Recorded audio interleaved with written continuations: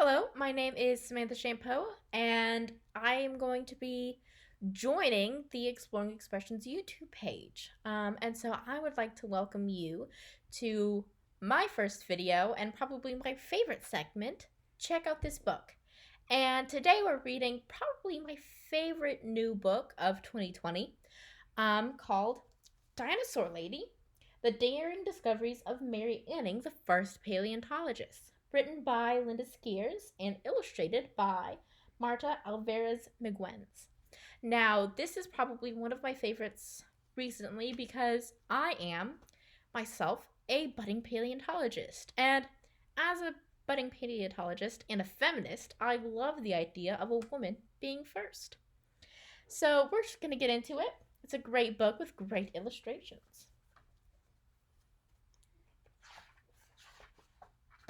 Dinosaur Lady. Mary Anning dodged high tides and crashing waves to scour the beach near her hometown of Lyme Regis, England. She filled her baskets with curiosities to sell to tourists, like seashells and fossils with fanciful local names like snakestone, which are ammonites, devil toenails, belemnites, and angel wings. She scrambled over the crumbling cliffs and rocky peaks while avoiding life-threatening landslides. Despite the constant danger, Mary wasn't afraid. She was determined to uncover the area's long-buried secrets, no matter the risk.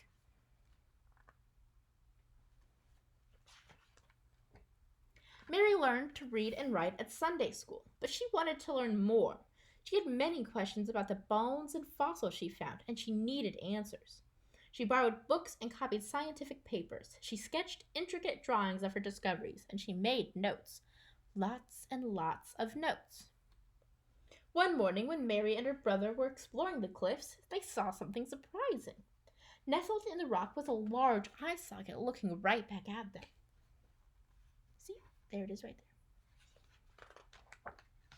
Carefully, they chiseled away dirt and stone to expose a 4-foot-long head with a pointed snout, massive jaw, hundreds of teeth. It was frightening. But Mary wasn't scared. She was fascinated. They coaxed workers from the village to help dig it out and carry it home. See? There it is right over here. I'd be terrified. While men returned to their work, Mary set out to find the creature's body. The cliffs were constantly shifting and sliding.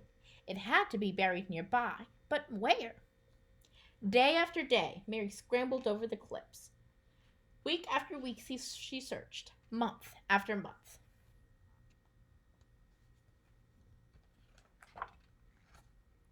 After almost a year, Mother Nature lent Mary a helping hand. The powerful wind and pounding rain from a devastating storm caused several landslides. In one night, the cliff's ancient layers were exposed, layers that would have taken Mary years to uncover with her hammer and chisel. Something caught Mary's eye.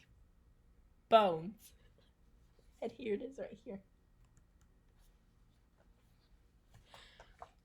Boldly, Mary chipped away and uncovered ribs, vertebrae, flippers. Was it a crocodile? Fish? Lizard? No. Mary had discovered a creature never before seen. Was she scared? Nope, not at all. See, there's the flipper right there. But many villagers were. Soon they were talking about Mary's monster. Word traveled to a rich collector who offered to buy the skeleton. Mary hated to see it go, but the money would help the Anning family survive for months. The collector donated it to a London museum, and scientists and geologists flocked to the exhibit. They studied, calculated, and debated.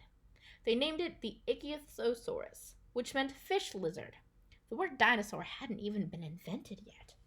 And there it is on display, right here. There's all the scientists and everything. They made an announcement that shocked the world.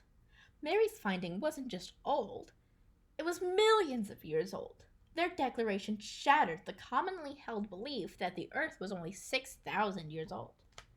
Also, no one had realized that a species could become extinct until they studied the remains of a creature that no longer walked the earth. And there they all are with their stunning revelation.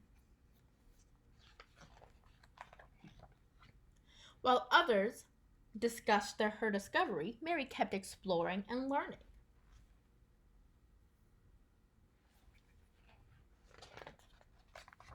Over the years, Mary also found many odd, dark, lumpy pebbles inside skeletons.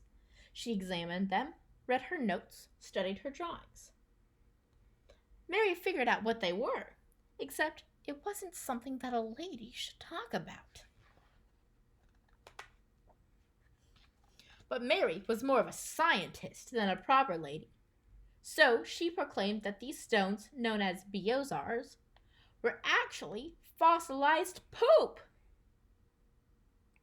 They were poop. Geologists sneered. Scientists scoffed. Then they took a closer look and realized she was right. Mary's discovery helped scholars learn more about what ancient creatures are.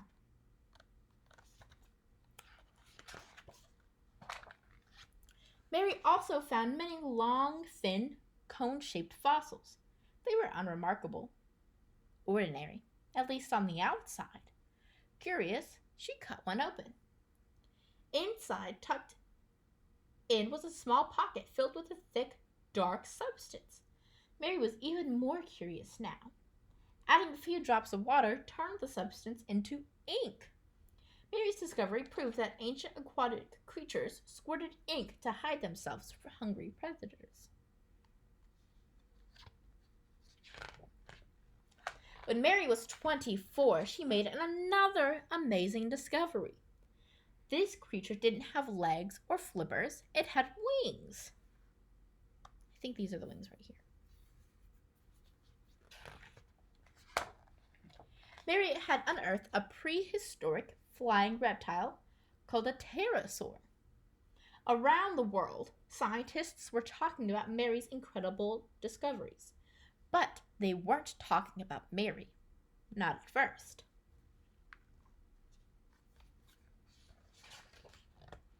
Even though Mary could identify a species from one single bone and rebuild entire skeletons like a jigsaw puzzle, she couldn't join the Geological Society of London.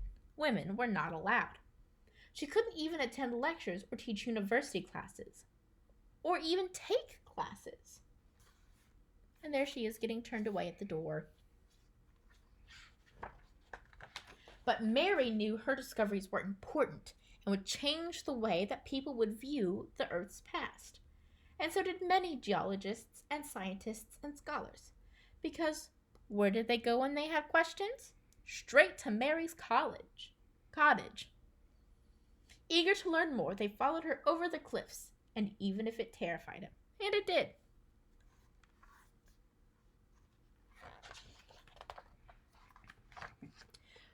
Just like long-buried fossils, Mary's achievements have slowly been uncovered and shared with the world. Her daring discoveries helped form paleontology, the branch of geology that uses fossils to study prehistoric life. And she did all that with a homemade hammer, a chisel, and a never-ending quest to fearlessly keep exploring and learning.